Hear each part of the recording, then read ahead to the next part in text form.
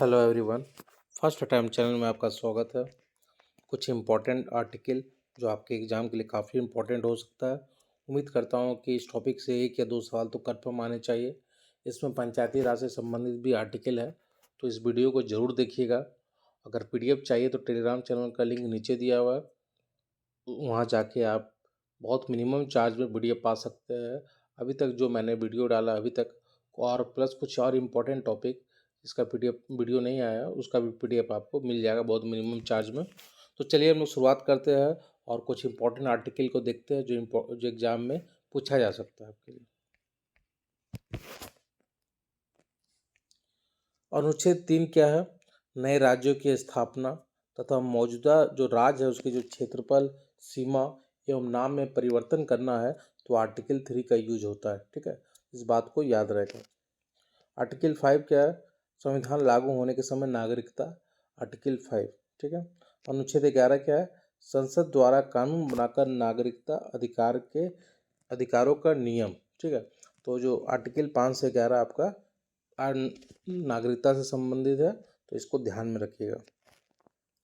फिर 12 के बारे में बताते हैं, राज्य के बारे में। आर्टिकल 12 से 35 आपका फंडामेंटल राइट है, तो उसी में 14 इंपॉर्टेंट है जो कई बार एग्जाम में पूछा जाता है। तो कानून के समक्ष समता समानता का बात किया जाए तो आर्टिकल 14 है। ठीक है। 15 में कहा गया कि धर्म, प्रजाति अथवा नस्ल, जाति, लिंग अथवा जन्म के स्थान के आधार पर भेदभाव का निषेध है। मतलब बाकी आधार से किया जा सकता है, लेकिन इन आधारों पर भेदभाव नहीं किया जा सकता है। तो ये ध्यान में आपको रखना है कि धर्म, प्रजाति अथवा नस्ल, जाति, लिंग अथवा जन्म स्थान के आधार पर भेदभाव का निषेध है। ठीक है। 16 में कि रोजगार के मामलों में अवसर की समानता है। ठीक है। 17 में अस्पृश्यता का उन्मूलन है। ठीक है। 18 में क्या? उपाधियों का उन्मूलन है। 19 में है अभिव्यक्ति की स्वतंत्रता। ठीक है, आप बोल सकते हैं, बोलने की आज़ादी है। अभिव्यक्ति की स्वतंत्रता कई बार पूछा जाता है, इसमें भी युक्तिगत प्रतिबंध है, रीजनेबल रिस्ट्रिक्शन सब में लगा हुआ है, लेकिन आप अपनी बात को रख सकते हैं। अभिव्यक्ति की स्वतंत्रता आर्टिकल 19। 20 में कि अपराधों के लिए दोष सिद्धि के से संरक्षण की बात की गई है। ठीक है, अब बहुत डिटेल में अभी हम नहीं जाएंगे, बस ऊपर ऊपर बता दे रहे जितना आपका एग्जाम में ज़रूरत है। ठीक है, नहीं तो एक एक आर्टिकल को अगर डिटेल में जाया जाए तो 5-7 मिनट लगेगा एक एक आर्टिकल में, लेकिन उतना ज़रूरत नहीं है। आपके एग्जाम के अकॉर्डिंग जितना ज़रूरत है उतना ही हम लोग बात करेंगे। आर्टिकल 21 का जीवन तथा व्यक्तिगत स्वतंत्रता का संरक्षण है। ठीक है, राइट टू लाइफ। इसमें बहुत आर्टिकल 21 में बहुत कुछ आ जाता है। पर्यावरण का संरक्षण हो गया, बहुत कुछ, सोने का अधिकार, मौन का अधिकार, सब आर्टिकल 21 के अंतर्गत आता है। आर्टिकल 23 हो गया आपका मानव दुर्व्यवहार तथा बाल श्रम से निषेध है। 23 और 24 इंपॉर्टेंट है, कई बार पूछा जाता है। 24 से कारखानों में बच्चे के रोजगार का निषेध है। आर्टिकल 25 से अंतःकरण तथा धर्म के प्रकटन, अभ्यास एवं प्रचार प्रसार की स्वतंत्रता। ठीक है। आर्टिकल 28 क्या है? कुछ शैक्षणिक स्थानों में धार्मिक निर्देश अथवा धार्मिक उपासना के लिए उपस्थित होने की स्वतंत्रता है। ठीक है, ये सब आर्टिकल आपको याद रखना इम्पोर्टेंट है। 30 में अल्पसंख्यकों की को अपने शैक्षणिक संस्थान खोलने और चलाने का अधिकार किसमें? आर्टिकल 30, ध्यान में रखिएगा।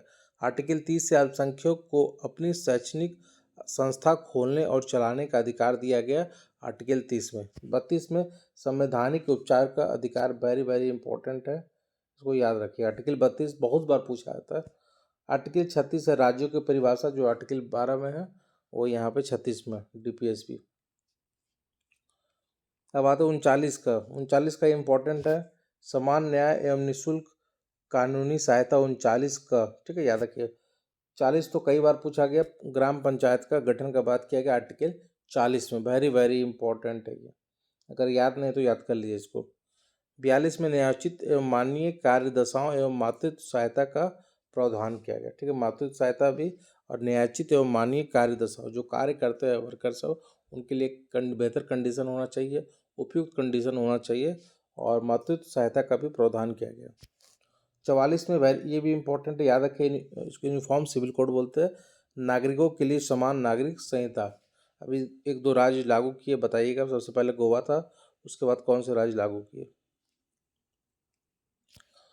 45 में है कि बालपन पूर्ण देखभाल तथा 6 वर्ष से कम आयु के बच्चों की शिक्षा, आर्टिकल 45। ठीक है, 6 वर्ष से कम आयु। आर्टिकल 48 से इम्पोर्टेंट है पर्यावरण संरक्षण एवं संवर्धन, वन एवं वन जीव की सुरक्षा, 48 कम है। ठीक है, 50 में इम्पोर्टेंट है सेपरेशन ऑफ पावर, न्यायपालिका कार्यपालिका विधायिका सबका लगाव, सेपरेशन ऑफ पावर की बात की गई है, इसको ध्यान में रखिएगा। ठीक है, 51 भी कई बार पूछा जाता है, अंतर्राष्ट्रीय शांति एवं सुरक्षा का प्रोत्साहन दिया गया, आर्टिकल 51 में। 52 में कहा गया कि भारत का राष्ट्रपति, 53 में संघ की कार्यपालिका शक्ति, 53 में। 60 में है कि राष्ट्रपति द्वारा शपथ ग्रहण। ठीक है, 61 में महाभियोग और 63 में उपराष्ट्रपति की बात की गई है। ठीक है, 69 में क्या है कि राष्ट्रपति द्वारा शपथ, उपराष्ट्रपति द्वारा शपथ ग्रहण, किसमें, 69 में। आपका 63 में क्या उपराष्ट्रपति होंगे और 69 में शपथ ग्रहण। ठीक है, 72 में क्या है इंपॉर्टेंट है, राष्ट्रपति की क्षमादान इत्यादि की शक्ति तथा दंड स्थगन, माफी एवं कम करना बात किया गया 72 में। ठीक है, 74 इंपॉर्टेंट है, मंत्रिपरिषद का राष्ट्रपति का सहयोग एवं परामर्श करना। आप कमेंट बॉक्स में बताइएगा 75 किस लिए है। 78 में है कि प्रधानमंत्री का राष्ट्रपति को सूचनाएं प्रदान करने संबंधित कर्तव्य। ठीक है, प्रधानमंत्री का राष्ट्रपति को सूचना, समय समय पर राष्ट्रपति सूचना मांग सकते हैं, तो प्रधानमंत्री को सूचना देना पड़ता है, तो वो आर्टिकल 78 में है। 79 हो गया आपका संसद का गठन। ठीक है, आप कमेंट बॉक्स में बताइएगा आर्टिकल 80 क्या है। ठीक है, मैं जो जो बता रहा हूँ आप मुझे जरूर बताइएगा। 89 में राज्यसभा के सभापति, उपसभापति बहुत इंपॉर्टेंट नहीं है। ठीक है, लोकसभा के अध्यक्ष एवं उपाध्यक्ष 93 में। 110 भारी इंपॉर्टेंट है। धन विधेयक की परिभाषा 110 में, याद रखिएगा ये इंपॉर्टेंट है। 112 में वार्षिक वित्तीय विवरण, कहीं भी बजट नहीं लिखा गया, लेकिन 112 में याद रखिएगा बजट ही है, वार्षिक वित्तीय विवरण की बात की गई है। ठीक है, इस बात को आप याद रखिएगा। 114 विनियोग विधेयक की बात की गई। ठीक है, 114 विनियोग विधेयक की बात की गई है। 115 का पूरक, अतिरिक्त और अतिरिक्त अनुदान की बात की गई है। 123 से भारी इंपॉर्टेंट है, अध्यादेश। 123 में अध्यादेश है, जो राष्ट्रपति की अध्यादेश जारी करने की शक्ति। 124 में उच्चतम न्यायालय की स्थापना एवं गठन की बात की गई है। ठीक है, 126 में कार्यकारी मुख्य न्यायाधीश की नियुक्ति। 127 में तदर्थ न्यायाधीश की नियुक्ति की बात की गई। 129 में अभिलेख न्यायालय के रूप में उच्चतम न्यायालय। 139 में उच्चतम न्यायालय की रिट जारी करने की शक्ति। मुझे बताइएगा आर्टिकल 32 और 226 में क्या है। ठीक है,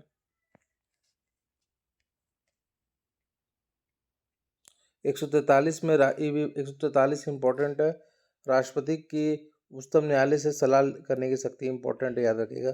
143 भारी इंपॉर्टेंट है। 148 भी इंपॉर्टेंट है, कैग के बारे में, CAG कैग। ठीक है, याद रखिएगा। 148 भी इंपॉर्टेंट है, 143 भी इंपॉर्टेंट। 153 भी इंपॉर्टेंट है, राज्यों के राज्यपाल। 153, 155 में नियुक्ति, 161 में राज्यपाल की क्षमादि की शक्ति, ये तीनों याद रखिएगा। 163 भी इंपॉर्टेंट है, मंत्रिपरिषद का राज्यपाल का सहयोग एवं सलाह। महाधिवक्ता, राज का महाधिवक्ता 165, वैसे है आपका सेंट्रल का 76, इसमें 89 जोड़ दीजिएगा, तो 9 6 15, 8 5 15, 116, 165। अगर 89 90, कई बार 89 कई बार 90 जोड़ के आ जाता है। ठीक है, तो राज का महाधिवक्ता 165। 200 इम्पोर्टेंट है, राज्यपाल द्वारा राज्य विधायिका की विधेयक पर स्वीकृति। 201 में कि राज्यपाल द्वारा विधायक के राष्ट्रपति के विचारत सुरक्षित करना, जब राज्यपाल कोई भी विधेयक को राष्ट्रपति से सुरक्षित रख लिया जाता है राष्ट्रपति के द्वारा, तो 201 हो जाता है। ठीक है, 199 क्या है, राज्य वित्त आयोग की परिभाषा बात की गई है। 201 की वार्षिक वित्तीय विवरण, बजट, राज्यों का जो बजट है वो बात किया गया 202, और 112 आपका सेंट्रल में। ठीक है, तो कई बार 89 कई बार 90 जोड़कर आ जाता है, चीज़ें निकल जाता है केंद्र और राज्य से मिलकर। 204 हो गया विनियोग विधेयक राज्यों की। ठीक है, फिर उसके बाद राज्यों के उच्च न्यायालय 214, याद रखिएगा। ठीक है, इधर फिर देख लीजिएगा, जिला न्यायाधीश की नियुक्ति 233, ये इंपॉर्टेंट है। पंचायती राज इसको तो याद रखना है, एक सवाल तो कन्फर्म आना है यहाँ से। 243 हो गया ग्राम सभा, ठीक है। डी हो गया सीटों का आरक्षण। जी हो गया पंचायत की शक्ति, प्राधिकार तथा उत्तरदायित्व। बाकी मैं डिटेल बताया हूँ, पंचायती राज के वीडियो में डिटेल बताया हूँ। 243 क्यू हो गया नगर पालिका का गठन हो गया, ठीक है।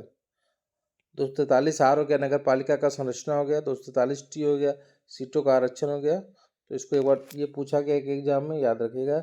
243 जेड डी जिला आयोजन समिति, ये थोड़ा सा देख लीजिएगा। 249 इंपॉर्टेंट है, पूछा गया था अभी हाल फिलहाल जेपीएससी एग्जाम में भी। राष्ट्र हित में राज्य सूची से संबंधित किसी मामले में संसद को कानून बनाने की शक्ति, याद रखिएगा, ठीक है। 262 इंपॉर्टेंट है, अंतर्राज्यीय नदियों एवं नदी का घाटियों के पानी से संबंधित विवाद में न्याय। 263 अंतर्राज्यीय संबंध में संबंधित प्रावधान 263 है, ठीक है।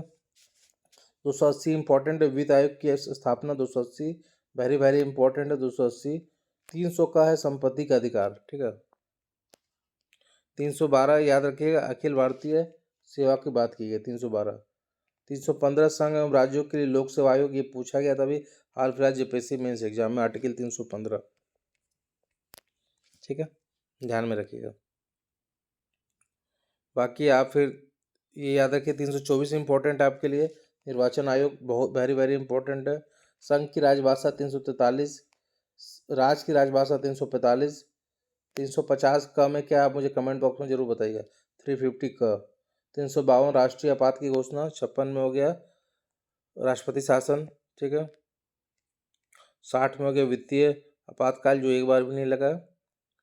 हाँ, ये 368 इंपॉर्टेंट है, संशोधन जो होता है, अमेंडमेंट जो होता है 368 आर्टिकल वेरी वेरी इंपॉर्टेंट है, ठीक है। कुछ विशेष उपबंध है देखे, जैसे 51 का में मौलिक कर्तव्य है। अनुच्छेद 21 का में प्राथमिक शिक्षा का अधिकार है। 371 में है महाराष्ट्र एवं गुजरात राज्य के बारे में विशेष उपबंध है। 371 का नागालैंड, बी से असम, सी से मणिपुर। इसको आप लोग देख लीजिएगा, पीडीएफ आपको पीडीएफ ग्रुप में इसका चला जाएगा, ठीक है। तो इस तरीके से एक बार इसको देख लीजिएगा, और पीडीएफ आपको चाहे तो टेलीग्राम चैनल का लिंक नीचे दिया हुआ, बहुत मिनिमम चार्जेस को पे कीजिए और पीडीएफ ग्रुप में ज्वाइन हो जाइए। अभी कुछ वीडियो और आएगा लगातार, अभी आज भी 2-3 वीडियो कोशिश करूँगा मैं लाने का। धन्यवाद।